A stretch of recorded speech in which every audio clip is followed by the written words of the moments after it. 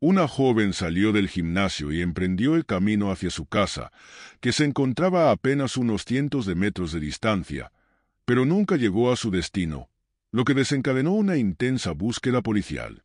Este caso, con el tiempo, se convertiría en uno de los más impactantes y notorios en la historia reciente de Italia, dejando atónitos a millones de personas. Nadie hubiera imaginado que los giros y revelaciones de esta historia podrían rivalizar con los de una película de detectives, ni que algo así pudiera ocurrir en la vida real. Yara Gambirasio nació el 21 de mayo de 1997 en Brembate di Sopra, un pequeño y tranquilo pueblo italiano cercano a Milán, con una población de poco más de 7,000 habitantes. Este lugar es conocido por su ambiente sereno, su arquitectura histórica y su hermosa naturaleza. La familia de Yara llevaba generaciones viviendo allí. Ella tenía padres cariñosos, una hermana mayor y dos hermanos menores. Desde pequeña, Yara adoraba su ciudad natal. Estudiaba en la escuela local, tenía muchos amigos y era una apasionada de la gimnasia. A tan solo unos minutos de su casa se encontraba un gran centro deportivo al que Yara acudía casi semanalmente. El 26 de noviembre de 2010, con tan solo 13 años, Yara planeó hacer una breve visita al gimnasio para devolver un estéreo a su entrenador. Alrededor de las 5:15 de la tarde, se despidió de sus padres, asegurándoles que regresaría en aproximadamente una hora. Sus padres no se preocuparon por dejarla ir sola, ya que su ciudad era muy segura y el trayecto al gimnasio no tomaba más que unos minutos a pie. Sin embargo, esa noche las cosas tomaron un giro inesperado. Yara no regresó a casa a la hora prevista. A las 7 de la tarde, su ausencia comenzó a inquietar a sus padres. A las 7:11 de la tarde, su madre intentó llamarla por teléfono, pero la llamada fue directamente al buzón de voz. Este hecho aumentó la preocupación de la familia, quienes de inmediato contactaron a la policía. El caso fue asignado a un departamento policial en una ciudad más grande cercana, marcando el inicio de una investigación que conmocionaría a toda una nación. A varios kilómetros de distancia, la detective experimentada Letizia Ruggeri fue asignada al caso de la desaparición de Yara. De inmediato, tomó acción enviando oficiales a la ciudad para iniciar la búsqueda y solicitó apoyo de la policía militar. Después de conversar con los padres de Yara, Letizia dirigió a los investigadores al gimnasio para reconstruir los últimos movimientos de la joven. El entrenador confirmó que Yara había llegado al gimnasio alrededor de las 5:30 de la tarde. Sus amigos también declararon haberla visto allí, conversando con el entrenador, realizando algunos ejercicios y luego saliendo rumbo a su casa. Además, la policía descubrió que a las 6:44 de la tarde Yara envió un mensaje de texto a un amigo, siendo este el último contacto conocido. Con esta información, los investigadores concluyeron que la desaparición de Yara ocurrió en algún punto entre el complejo deportivo y su hogar. La investigación avanzó dividiendo a los equipos en varios grupos. Uno se encargó de patrullar las calles en busca de pistas, mientras otro entrevistaba posibles testigos y revisaba grabaciones de cámaras de seguridad. Algunas personas que estaban cerca del gimnasio aquella noche afirmaron haber visto a una niña que se parecía a Yara hablando con dos hombres junto a un coche rojo.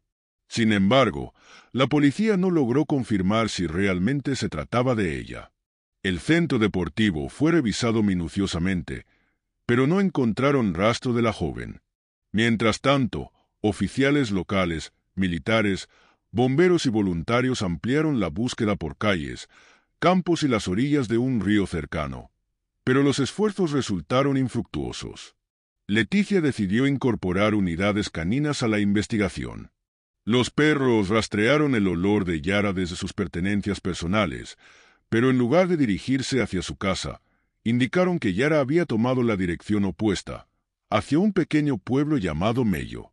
Para obtener más pistas, Letizia solicitó los datos de ubicación del teléfono móvil de Yara, que revelaron que su dispositivo se conectó a una torre en Mello a las 6:49 de la tarde, apenas 5 minutos después de que enviara el mensaje a su amigo.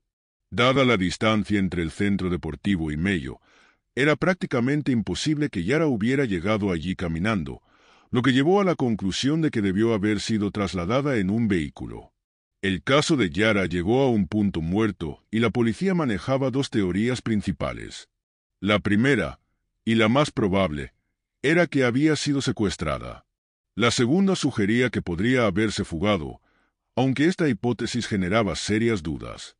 En su último mensaje, Yara había hecho planes para reunirse con un amigo al día siguiente, lo que hacía poco creíble que hubiera decidido huir apenas unos minutos después. A pesar de estas reservas, los investigadores entrevistaron a todos los familiares y amigos de Yara, pero no encontraron indicios de problemas en su hogar. Leticia Ruggieri tomó medidas drásticas. Ordenó intervenir los teléfonos de todos los miembros de la familia y de varias decenas de personas más. Además, solicitó datos de ubicación de todos los teléfonos móviles que estuvieron en medio la noche de la desaparición. Si realmente se trataba de un secuestro, el dispositivo del responsable se habría conectado a las torres de esa zona. Sin embargo, identificar al culpable no sería sencillo. La policía recibió información sobre 15.000 teléfonos que habían estado activos en el área aquella noche. Un equipo especializado fue asignado para analizar cada uno de estos números, priorizando aquellos que parecían sospechosos por diferentes motivos. Mientras tanto, las búsquedas activas para localizar a Yara continuaban, pero pasaban los días sin resultados concretos. Leticia comenzó a temer que las investigaciones tradicionales no llevarían a ningún avance significativo y depositó sus últimas esperanzas en los datos de los teléfonos móviles, convencida de que uno de esos números pertenecía al secuestrador. En cuestión de días, la policía revisó miles de horas de conversaciones telefónicas interceptadas, pero ninguna de ellas ofreció pistas relevantes sobre la desaparición de Yara. La incertidumbre y la falta de avance se volvieron cada vez más frustrantes, dejando a los investigadores con más preguntas que respuestas. Esto continuó hasta finales de noviembre, cuando un oficial detectó una frase inquietante durante una llamada telefónica. «Perdóname, señor, no la maté». Los investigadores identificaron rápidamente al hombre que la pronunció como Muhammad Fikri, un trabajador de la construcción de origen marroquí que residía en la misma ciudad donde se había registrado por última vez la señal del teléfono de Yara. Sin embargo, hubo un problema. El equipo encargado de monitorear las llamadas lo hacía con días de retraso debido al enorme volumen de grabaciones que procesaban. La llamada en cuestión fue escuchada 3 días después de ser realizada, y para entonces, Fikri ya estaba en un barco rumbo a Marruecos. El hecho levantó sospechas, por lo que las autoridades italianas decidieron interceptar el barco. Lograron localizar a Fikri, lo arrestaron y lo llevaron de regreso a Italia para interrogarlo. Durante la investigación, encontraron su vehículo y hallaron un colchón con manchas de sangre en el maletero, que fue enviado de inmediato al laboratorio para su análisis. Sin embargo, el caso dio un giro inesperado. La sangre no pertenecía a Yara, incluso no era sangre humana. Posteriormente, un análisis más detallado de la grabación reveló que Fikri había dicho algo completamente distinto en su idioma natal, pero la traducción inicial había sido errónea. Luego de realizar verificaciones adicionales, los investigadores concluyeron que Fikri no tenía relación alguna con la desaparición de Yara y procedieron a liberarlo. Para ese momento, el caso de Yara ya era uno de los más mediáticos en Italia, con una cobertura masiva en los medios nacionales. Millones de personas seguían cada novedad con la esperanza de que fuera encontrada con vida. Cuando se informó del arresto de Fikri, muchos pensaron que finalmente habían atrapado al responsable, por lo que la noticia de su inocencia generó sorpresa y frustración. Esto significaba que los investigadores regresaban al punto de partida. Sin nuevas pistas para avanzar, la policía continuó monitoreando llamadas telefónicas, buscando pruebas y explorando todas las posibilidades, pero los esfuerzos no daban resultados. Así pasaron 3 meses más, hasta que finalmente, el 26 de febrero de 2011, ocurrió un nuevo desarrollo. Ese día, un hombre de un pequeño pueblo, ubicado a unas 6 millas de la casa de Yara, salió a un campo cercano para volar su avión a control remoto. Durante el vuelo, el avión presentó fallas, obligándolo a aterrizarlo en una zona cubierta de hierba alta y densa para evitar un choque brusco contra el suelo. Al ir a recogerlo, El hombre notó lo que parecía ser un montón de trapos. Inicialmente, no le prestó demasiada atención, pero al acercarse vio unas botas asomando debajo de la pila. Alarmado, decidió contactar a la policía. Al llegar, los oficiales encontraron un cuerpo humano oculto bajo los trapos. El avanzado estado de descomposición hacía prácticamente imposible identificar a la víctima a simple vista. Sin embargo, cuando Leticia Ruggeri, la detective a cargo del caso, llegó al lugar, supo de inmediato que se trataba de Yara. El cuerpo vestía la misma ropa que llevaba puesta cuando desapareció del complejo deportivo 3 meses atrás. Cerca de los restos se hallaron varios objetos personales, como su iPad, las llaves de su casa, una tarjeta SIM y la batería extraíble de su teléfono celular, aunque el dispositivo en sí no estaba en el lugar.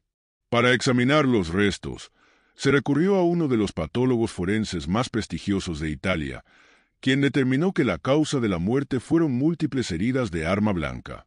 No se encontraron signos de agresión sexual, pero el hecho de que parte de su ropa hubiera sido retirada llevó a los investigadores a considerar que podría haber sido un intento de agresión. Además, los expertos identificaron fibras adheridas al cuerpo, comúnmente utilizadas en un tipo específico de tela, lo que sugería que el responsable podría trabajar en alguna fábrica relacionada con este material en la zona. Además, se identificaron 2 muestras de ADN desconocido, una en los guantes de la víctima y otra en la batería de su teléfono móvil. Sin embargo, estas pistas presentaban desafíos importantes. Las muestras eran diminutas, lo que complicaba la extracción de un perfil genético completo. Además, no hubo coincidencias en las bases de datos disponibles, lo que dejó a los investigadores nuevamente sin un camino claro. Sin embargo, 2 meses después, Leticia Ruggeri recibió una llamada inesperada. Los expertos del laboratorio le informaron que, tras un análisis exhaustivo de las pertenencias de Yara, habían encontrado material biológico en su ropa interior. Este hallazgo permitió obtener un perfil completo de ADN masculino, que se presumía era el del asesino. Con esta información crucial, Leticia reorganizó a su equipo en diferentes grupos, asignándoles tareas específicas. Algunos oficiales se encargaron de recolectar muestras de ADN de familiares, amigos y cualquier persona relacionada con Yara o que hubiera estado en el complejo deportivo. Otros se centraron en analizar los datos de ubicación de teléfonos celulares, generando una lista de números pertenecientes a individuos que se desplazaron desde la ciudad de Yara hasta medio la noche de la desaparición. Posteriormente, también se recopilaron sus muestras de ADN. Dada la magnitud de estas operaciones, los resultados tomaron semanas, e incluso con el apoyo de 3 laboratorios distribuidos por Italia, el proceso se estimaba que podría prolongarse durante años. A pesar de los esfuerzos, y tras recolectar miles de muestras de ADN en los meses siguientes, ninguna coincidió con el perfil del asesino, manteniendo el caso en un punto muerto. Mientras tanto, Leticia seguía buscando formas de obtener nuevas pistas, y pronto ideó una estrategia que no estaba muy lejos del lugar donde se encontró el cuerpo de Yara. Cerca del campo había una discoteca, un lugar conocido por atraer a personas con antecedentes penales y otros individuos sospechosos. Leticia partió de la hipótesis de que los asesinos suelen abandonar los cuerpos de sus víctimas en áreas que les resultan familiares. Por ello, decidió centrar su atención en este lugar y recolectar muestras de ADN de los visitantes. Asignó a varios oficiales para que vigilaran el club durante los fines de semana, específicamente los viernes y sábados, recogiendo muestras de ADN de todos los que ingresaban. Dado que los asistentes necesitaban tarjetas de membresía para entrar, los investigadores también pudieron acceder a información sobre aquellos que habían visitado el club en el pasado. Aunque Leticia sabía que las posibilidades de éxito eran limitadas, estaba decidida a agotar todas las opciones disponibles debido a la falta de otras pistas. Poco después, recibió una llamada del laboratorio. El ADN de uno de los visitantes del club coincidía parcialmente con el perfil del asesino. Este individuo, llamado Damiano, se convirtió en el nuevo foco de atención. Sin embargo, pronto se comprobó que no podía ser el culpable, ya que en el momento de la desaparición de Yara, Él estaba en otro continente. A pesar de esto, el hallazgo fue un avance crucial. Los expertos concluyeron que, dado que el ADN de Damiano solo coincidía parcialmente con el perfil del asesino, era probable que tuviera un vínculo familiar con el verdadero perpetrador. Leticia y su equipo comenzaron a investigar a fondo a la familia de Damiano para identificar al sospechoso más probable. En ese entonces, la genealogía genética apenas comenzaba a utilizarse en investigaciones criminales, lo que hizo que el proceso fuera innovador, aunque muy complejo. Finalmente, hicieron un descubrimiento impactante. La madre de Damiano había trabajado como ama de llaves para la familia de Yara durante una década, aunque dejó el empleo algunos años atrás. Este vínculo inesperado reforzó la teoría de que alguien cercano a la familia podría estar implicado en el crimen, llevando la investigación a una nueva dirección. La mujer quedó profundamente impactada, pero, pese a ello, la búsqueda del sospechoso se extendió por muchos meses. Leticia finalmente determinó que ninguno de los familiares directos de Damiano era el responsable de la muerte de Yara, lo que significaba que debían ampliar la investigación a cientos, o incluso miles, de parientes lejanos. A medida que el tiempo pasaba sin avances significativos, los medios comenzaron a criticar a Leticia y a su equipo, acusándolos de incompetencia y falta de esfuerzo en la resolución del caso. Incluso varios políticos se sumaron a las críticas, intentando presionar para que la detective fuera removida de la investigación, aunque no lograron su objetivo. Pese a la fuerte presión, Leticia siguió adelante, esforzándose al máximo para identificar al culpable. Junto a su equipo, se dedicó a analizar extensos árboles genealógicos y registros históricos que databan de 1716, revisando a miles de personas, solo para encontrarse con repetidos callejones sin salida. Finalmente, en septiembre de 2011, lograron un avance crucial. Uno de los árboles genealógicos los condujo hasta un hombre llamado Giuseppe, quien ya había fallecido. Sin embargo, su viuda había conservado algunos sellos postales con su saliva, y los expertos lograron extraer de ellos un perfil de ADN. Los análisis revelaron que Giuseppe era, con gran probabilidad, el padre o el abuelo del asesino, cuyo ADN se había encontrado en la ropa interior de la víctima. Giuseppe tenía 2 hijos, por lo que los investigadores obtuvieron muestras de ADN de ambos. Sin embargo, una nueva decepción los golpeó. Aunque los resultados mostraron una relación cercana, ninguno de los hijos era el responsable. Una vez más, el caso parecía enfrentarse a un obstáculo insuperable, dejando al equipo con más preguntas que respuestas. Este giro dejó a Leticia completamente desconcertada. Todo indicaba que el asesino debía estar estrechamente vinculado a la familia de Giuseppe, pero ninguno de los hombres de su línea directa mostraba una coincidencia genética completa. La única explicación plausible era que Giuseppe hubiese tenido un hijo fuera del matrimonio, del cual su familia desconocía la existencia. Los detectives concentraron sus esfuerzos en esta posibilidad, aunque desentrañar un secreto de tal magnitud resultó ser una tarea sumamente complicada. Entrevistaron a miles de personas que pudieron haber conocido o visto a Giuseppe a lo largo de su vida. Casi un año después, surgió una pista interesante. Durante la década de 1960, Giuseppe solía visitar un complejo de spa en un pequeño pueblo cerca de Milán. Lo hacía sin su esposa, permaneciendo allí 2 semanas cada mayo, y nunca llevaba a su familia consigo. Intrigada, Leticia solicitó los registros de todos los huéspedes que visitaron el spa en esos años. Sorprendentemente, los documentos aún existían, y los investigadores comenzaron a analizarlos. Compilaron una lista de todas las mujeres que coincidieron en el spa con Giuseppe durante sus estancias. Este exhaustivo proceso se extendió por un año, pero Leticia seguía sin poder identificar a la posible amante de Giuseppe. Mientras tanto, los medios se enteraron de la línea de investigación y la teoría sobre un hijo secreto de Giuseppe generó un gran revuelo.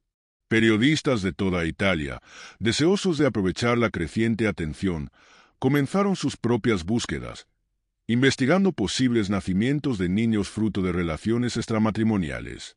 El caso no solo seguía acaparando titulares, sino que también añadía una capa de complejidad y presión sobre el equipo de Leticia. Sorprendentemente, los investigadores comenzaron a encontrar varias historias similares en un pequeño pueblo, identificando incluso a 5 niños en circunstancias parecidas. Esta búsqueda continuó hasta 2014, cuando el caso, que había captado una atención masiva, dio un giro significativo. Mientras seguían buscando al posible hijo de Giuseppe con una amante, la policía recibió numerosas pistas, aunque todas resultaron ser callejones sin salida. Sin embargo, en el verano de ese año, llegó una pista que vinculaba a Giuseppe con una mujer llamada Esther.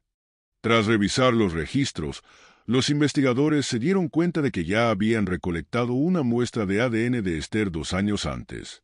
Aunque en ese momento los análisis indicaron que no tenía relación con el asesino, Leticia decidió realizar un nuevo examen. Los resultados fueron asombrosos. El análisis inicial había cometido un error, comparando por accidente el ADN de Yara con el de Esther. Cuando un nuevo experto analizó correctamente las muestras, descubrieron que Esther era, de hecho, la madre del asesino.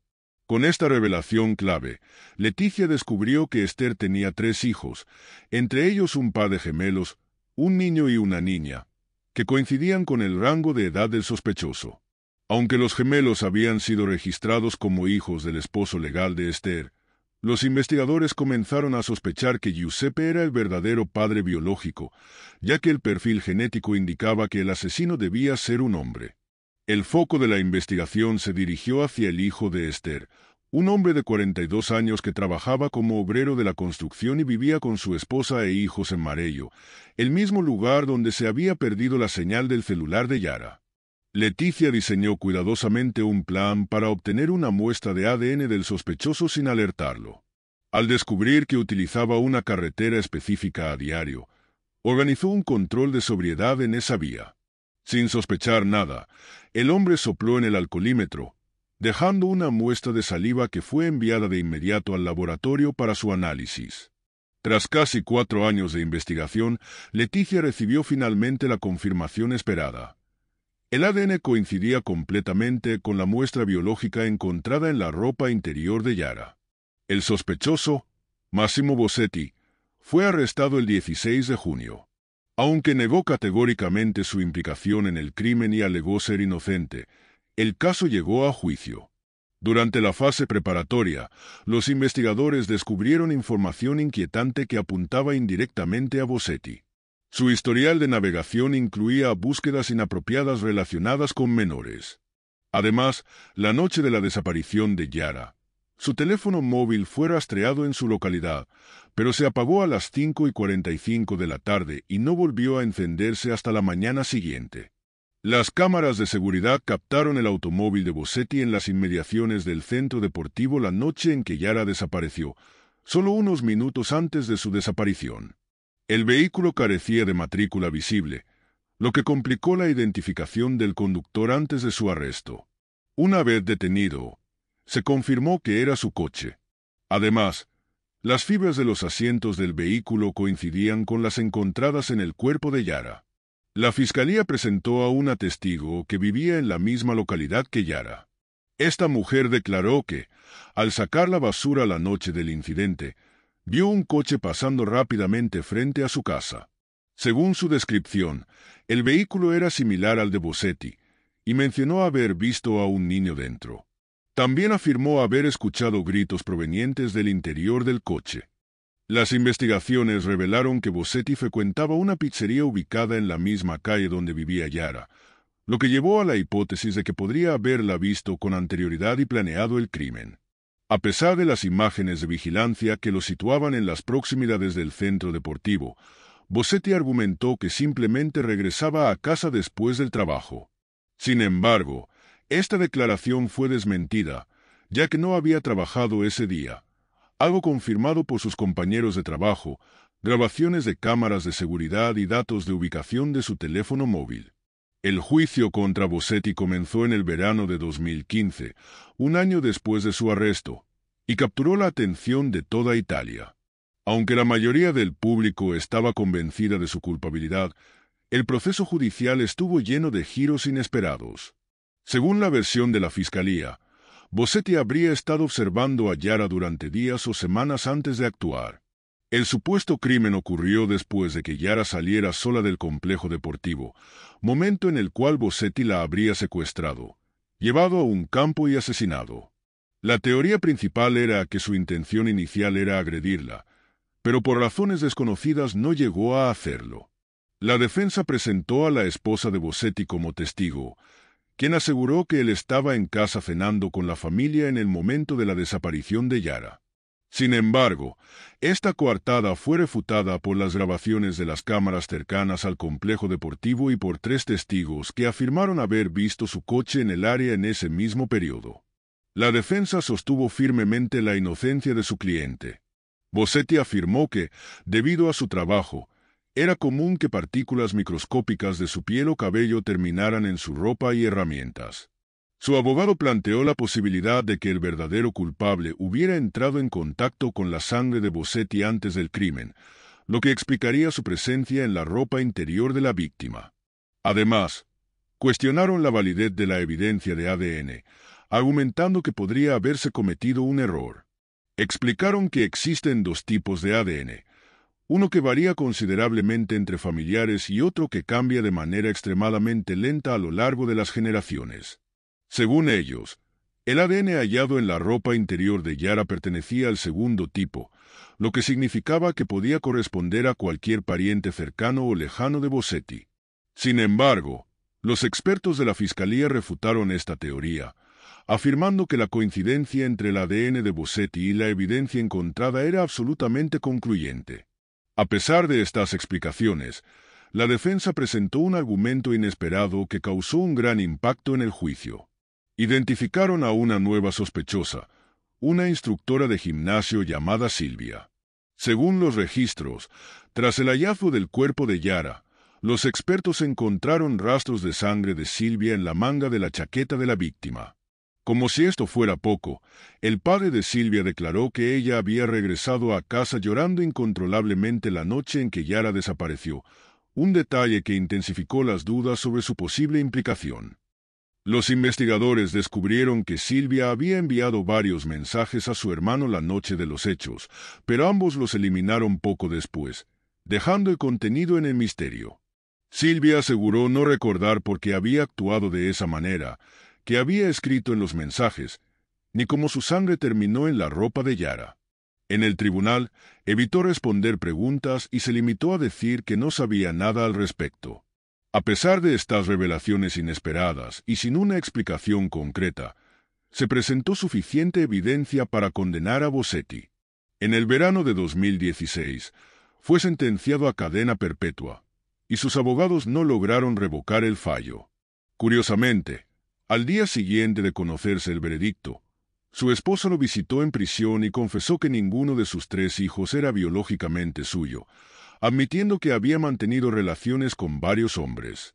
Además, se supo que el tercer hijo de Esther tampoco era de Giuseppe ni de su esposo legal, sino de otra persona.